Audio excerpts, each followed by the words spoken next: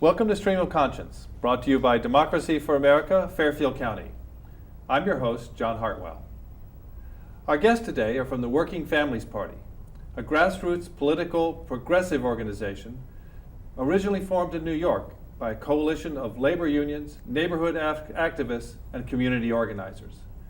The WFP was created to fight for the kitchen table economic issues that matter most to working and middle class families, like affordable health care, good jobs, and fair taxes.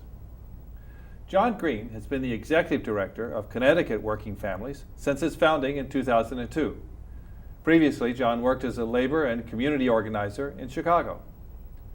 Lindsay Farrell is the political and legislative director at WFP, and she led the coalition building and direct lobbying efforts to support the passage of Connecticut's first-in-the-nation paid sick days bill this past spring.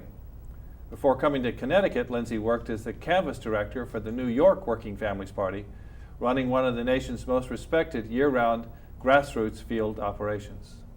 John and Lindsay, welcome to Stream of Conscience. Thanks for having us. Thank you. So Working Families Party, let's first of all kind of establish what it is. What's the party? What's the reason for putting it together? Sure. I think Working Families was, as you mentioned, briefly started by labor, community organizations, progressive activists who felt frustrated with the sort of general rightward drift of the American political landscape, and it seemed that each year as the Republicans moved further and further to the right, and often the Democratic candidates moved sort of to where they had left off, right with them, yeah. Right along with them, and so we were struggling to find a way to pull the whole political discourse back into a more progressive direction. The challenge with third parties in the U.S. environment is that our laws really don't favor a third party to have any success. Right. We have a first past the post system, Exactly. And so, for example, Clinton won in 1992 with about 42% of the vote, something like Right. that. Even though we don't count the popular vote, the point is that he had way less than a majority, and that wouldn't happen in a lot of other countries. And without a proportional representation, style system, it's often the case that third parties are sort of marginalized in a way that really diminishes the power that their ideas have with the electorate. So the sort of way out of that box we have found is through a tactic called fusion or cross-endorsement. And what that is in Connecticut and New York and a handful of other states, a candidate can be nominated by more than one party. Right. So, here in Connecticut, Working Families Party, often will nominate or cross-endorse a Democratic candidate. And that does a few things. It means that candidate's name will appear on the ballot twice. Yep. It's a good thing for those candidates. It's a reward for good behavior. The party label represents sort of a good housekeeping seal of approval in the minds of voters, and it gives voters the ability, rather than sort of holding your nose and voting for the lesser of two evils, it's the ability to vote for a party that is really fighting for the issues you care about 365 days a year, without that stigma that, I'm wasting my vote on some hopelessly unelectable Pollyanna-ish candidate, or I might be spoiling for the better of the two major party candidates. And what we found is that, actually more so than we ever really gave it credit initially, is that those votes really matter to those politicians when they get to count how many votes they got on that ballot line in a close race. Right. As you recall, you having been on the receiving end of some of those votes, people remember that, and when it comes to the work of advocating for policies, it's one more tool in the toolkit to try to remind elected officials what they were elected to do in the first place. So just to give a practical example here, you cross-endorsed Daniel Malloy in 2010. Yep. He won the state by 6,700, something like that, right? I think a little less. But little less, yeah. Okay. How many votes did Working Families garner for Governor Malloy? Over 26,000 votes. So in other words, of the 6,700, 200, whatever that number was, your votes counted much more. Right. You were the margin of victory. Correct. And I think that Governor Malloy actually understands that. Is that right?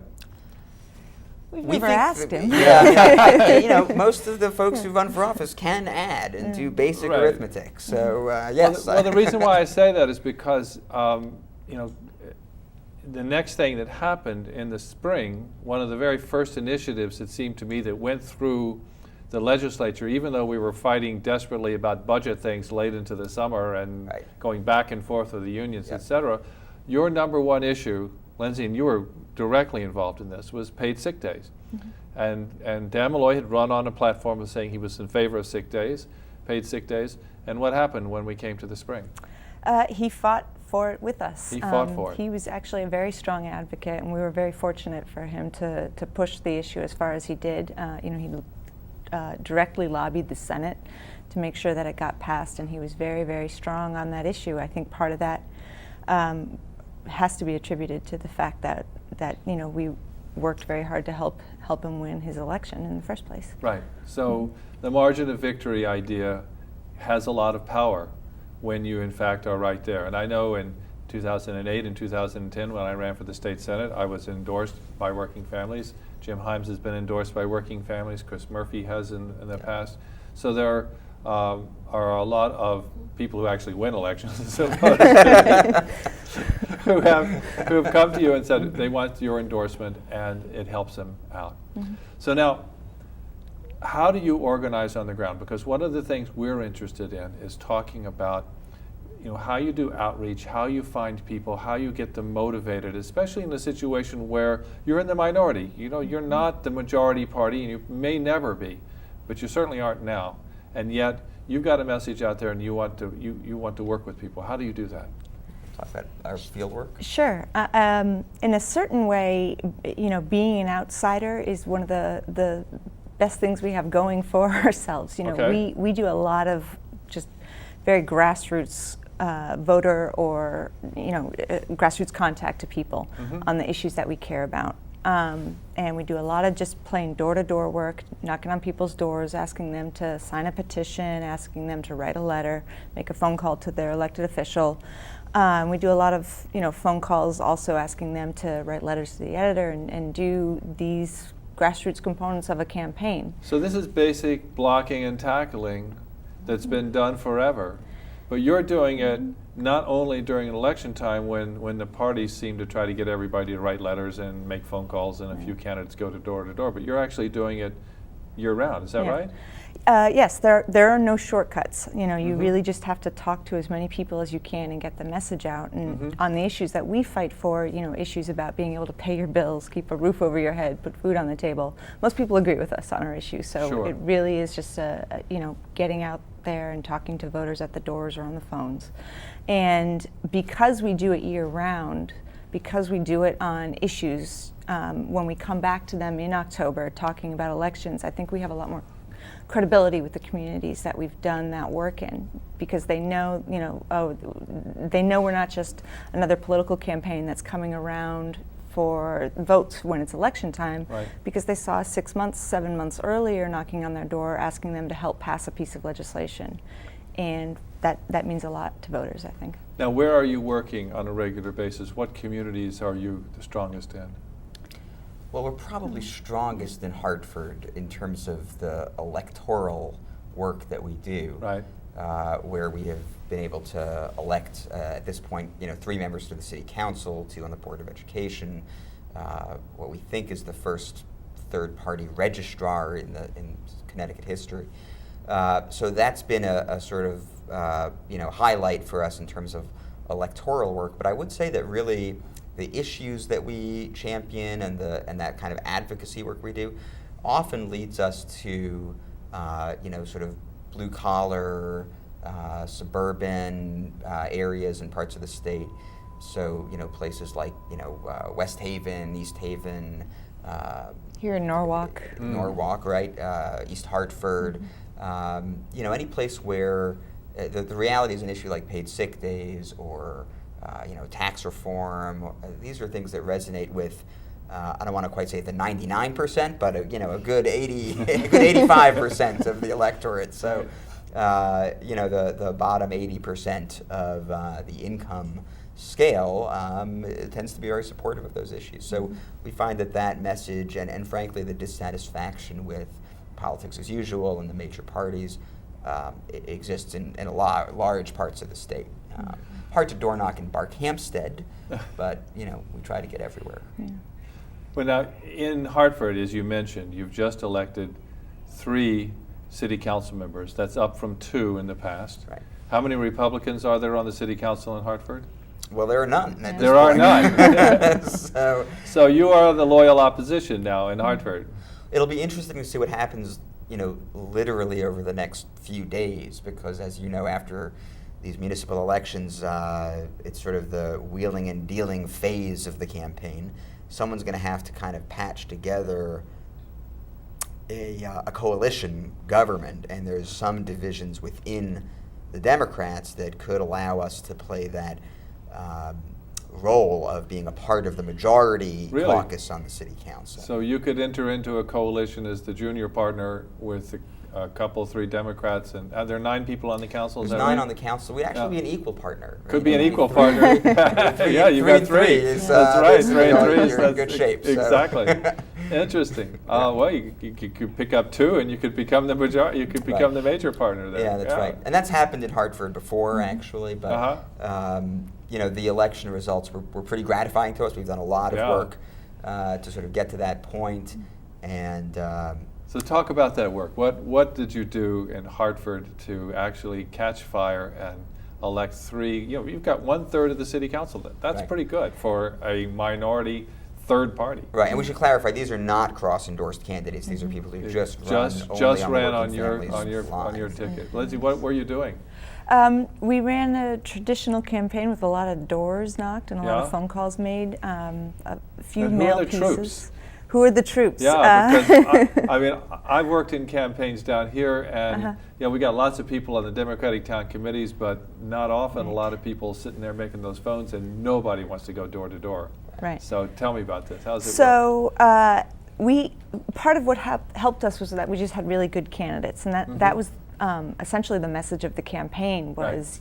Our candidates they're people who are community activists or advocates, whether or not they're elected officials, and they're fighting for things like closing down the incinerator that gives the children of Hartford the 2nd highest asthma rate in the country, or they are fighting for things like ban the box so that folks have an easier time finding a job.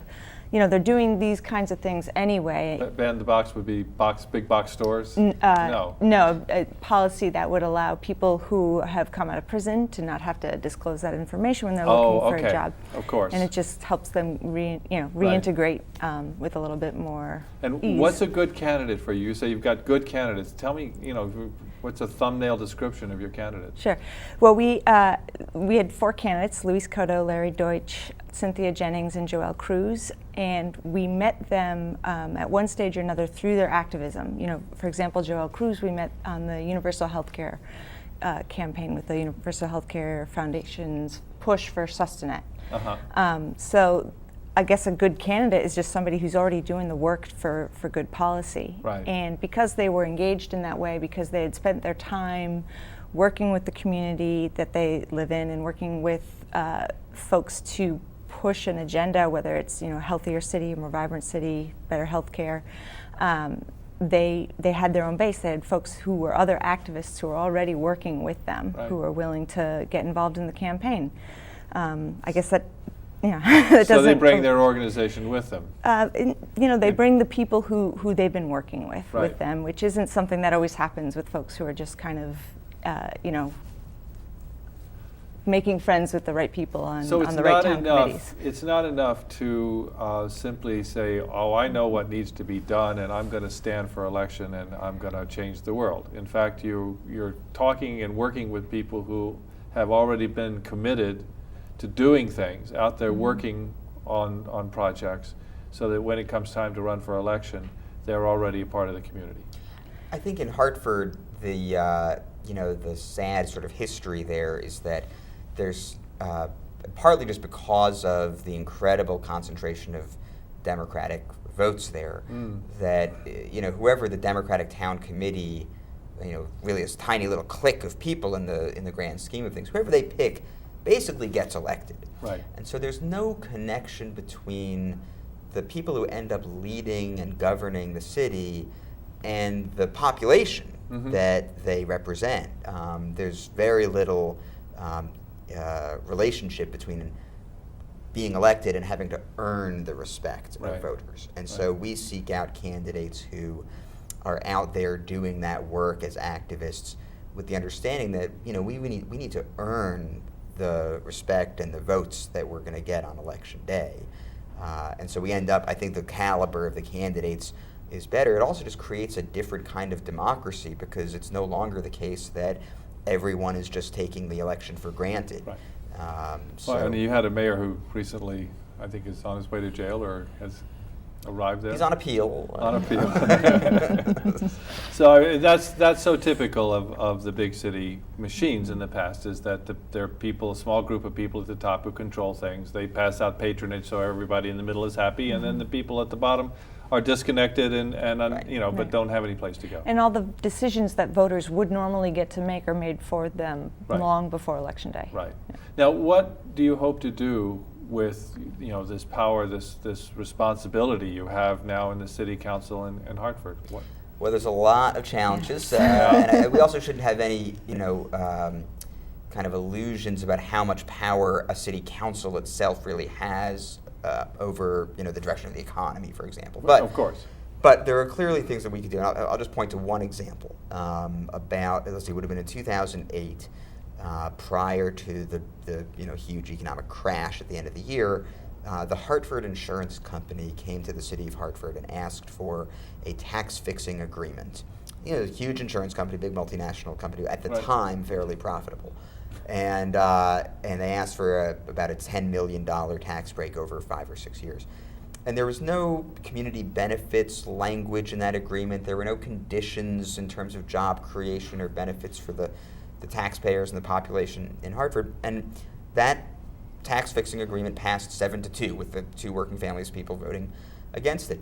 And of course, then the whole market, the bottom fell out from under everyone, and of course, Hartford had a very bad year, and went to the federal government and said, we'd like to apply for $3.4 billion from TARP. And so the 2 folks from the Working Families Party put together a resolution to say, okay, well, now that you're asking for $3.4 billion from TARP, we'd like to ask our federal elected officials to negotiate that if they're giving that much money, then give back our money at least, right? Like, we could use a bailout too. And that failed 7-2. Then just this past couple of months ago, the Hartford Current reported that the Hartford Insurance Company had in fact eliminated over 2,000 jobs in Connecticut since 2008. Right. The company has recovered healthy profit margins. A CEO who gets paid $10 million a year. So they're paid back their TARP. Right, they paid back the TARP money. We've got to be clear about that. But they didn't pay the city of Hartford back. Right, and so this is one of these deals where the taxpayers and people who would be looking for employment were just getting a bad deal. Yeah. That money could have been directed in ways that have much better uses for the population, whether it's job training programs or microloans to small businesses, but things that would have actually stimulated job creation, things that would have actually benefited the people of the city of Hartford. Right. And unfortunately, there's very little check and balance in that system right now, and people with a lot of lobbying firepower tend to get what they want. People who control a lot of money get what they want, and we're going to represent the folks that are on the other side of that equation. So that's in Hartford, but you also are very active in the legislature. There'll be a new legislative session coming up, a short one, next year. You had a great success with paid sick days. Sustanet, however, seems to have been somewhat eviscerated. And so where are we going? What are you planning to work on in the legislature next year? Well, obviously, healthcare will remain an important issue. Right. That was a big issue, and people felt like we dealt with it, but clearly that's not the case for a lot of families in Connecticut. So, pushing for a more affordable healthcare option for families, maybe in the vein of Sustanet, probably is something that's we're going to care about that for a long time. Okay. Also, we have this scenario with the Hartford. That kind of thing happens all the time. You know, we pay companies to create jobs. They don't create the jobs, or they create them for a little while and then they pick up and leave. And companies are, you know, they're playing governments against each other. They're playing municipalities against each other, states against each other, and there's no accountability to these companies who get massive tax breaks and then just lay people off. And so working on policy that flies in the face of that idea that if we just pay companies to keep hiring people, that they just will do that, you know, that's something that we're going to care about a lot too. How many legislators did you cross-endorse? In the last race, what did we, I think we cross-endorsed 70, I believe. Yes. So that's a significant piece of the legislature, and I'm I assuming think they're mostly all Democrats? There was one Republican. One Republican? Yeah. In fairness, I think 50 of them won, something like that. Yeah. Okay, So but that's still a healthy it's enough. number of people to start with if a you've good got that chunk. many Yeah. on your side. Yeah. So healthcare still is an issue, and accountability for when the government is doing these stimulus programs where they're trying to encourage the private sector to create more jobs. The question is, are they creating the jobs that they say they're going to? Are the jobs sticking around for a while? Were they given too much money in the first place, which is a kind of hard thing to figure out, but you know, I'm sure that somebody's working on that. A good example worth talking about is here in Norwalk, actually. Not to belabor this particular point, but you know, Diageo, which is a big liquor distributor, Right. you know, Johnny Walker and Captain Morgan, among others, you know, got about $40 million from the Department of Economic and Community Development to move from Stamford to Norwalk. And That's senseless. at the time, they were required to create an additional 300 jobs. And not only did they not create the 300 jobs that they were supposed to create as a condition of receiving this you know, forgivable loan, but they in fact since then have reduced employment. They have fewer employees in Connecticut now than they did when they got the money. Now, DECD, when we sort of pointed this out, the commissioner or spokesperson said, well, they only actually got $20 million of the $40 million that they were supposed to get because they didn't create it. Okay, so they only got $20 million to eliminate 13 jobs. Got it. We feel better now. Well, we feel a whole lot better. Well, you know, there's so many targets of opportunity here in this environment, and I mean, we know that the government is working hard to try to bring jobs to Connecticut, and we have to have them. At the same time, we need to have protections for the people who have jobs. We have to have health care for the people who have jobs. We have to have health care for the people who don't have jobs, for God's sakes. There's just a lot that needs to be done, and I'm so pleased that you're working on it, because there needs to be somebody up there who's holding their feet to the fire, and I know you guys are doing it. Love to have you come back in the spring, talk about what goes on in the legislature, and you know, hopefully we'll have another resounding victory next spring. That'd be great. Thanks for coming in. All right, Thank you so much. Thanks for having us. There is no doubt that the Founding Fathers would be stunned by the growth in size and power of the federal government compared to their original intent.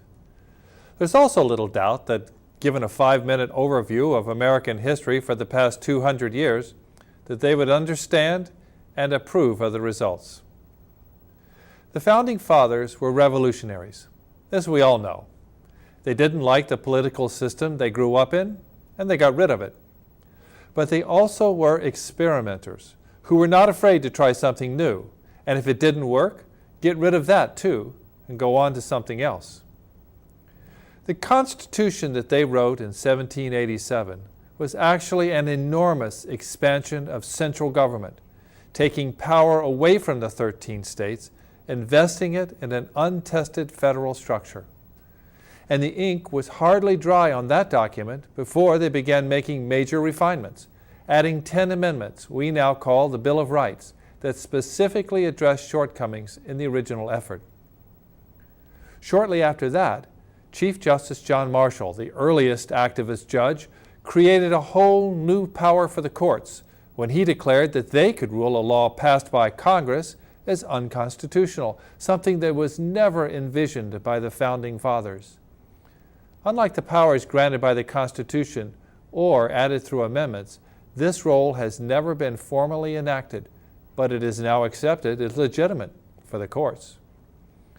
The Civil War brought further change to the balance of federal versus state power, explicitly refuting the concept that the states were sovereign entities that could reject federal control or withdraw from the Union. Immediately following the war, 3 amendments were added that substantially altered the federal-state relationship forever. The 13th, which no longer allowed the states to define people as property. The 14th, which among other provisions requires states to follow due process and equal protection in their legal proceedings. And the 15th, which took power away from the states to determine who could vote. Early in the 20th century, the progressive movement brought about 2 more substantial changes. The first allowed the federal government to raise money directly from individuals through income taxes, giving Washington stable funding for expanded responsibilities. The second further diminished the role of the state governments by removing the election of senators from state legislatures and giving it directly to the people. Finally, the Great Depression and World War II sparked a further enhancement of federal power to protect us both against internal economic collapse and foreign military threats. The world has changed dramatically since the late 1700s in ways that the Founding Fathers could never have imagined, and our government has changed along with it. There's no provision in the Constitution for an air traffic control system, for example, but we need one. It's run by the federal government, and it's not going away. What has stayed the same throughout our history is the willingness to experiment, to invent new government structures when the old ones are failing, to creatively adapt to changing conditions. And now, the main task at hand is enhancing society by creating a healthcare system that actually works, or addressing the widening gap between rich and poor. Some politicians today, especially in the Republican Tea Party, decry institutions like the Federal Reserve and programs like Social Security as unconstitutional. I say to them, get over it. We live in the 21st century, not the 18th, and we're not going back. If you want to wear a tri-cornered hat and buckled shoes, get a job in Williamsburg. This has been a Stream of Conscience commentary. I'm John Hartwell. That's our show for this week. We hope you enjoyed it. If you live in the town served by Cablevision from Norwalk, you can catch our show every Wednesday on Channel 88 at 6:30 p.m. If you're interested in learning more about progressive political action in Fairfield County, please check out our Democracy for America group. We meet the first Wednesday of the month, 7 to 9 p.m. at the Silver Star Diner in Norwalk. We always welcome new members. Remember, change is possible, and you can make it happen. This has been Stream of Conscience, and I'm your host, John Hartwell. We hope to see you again soon.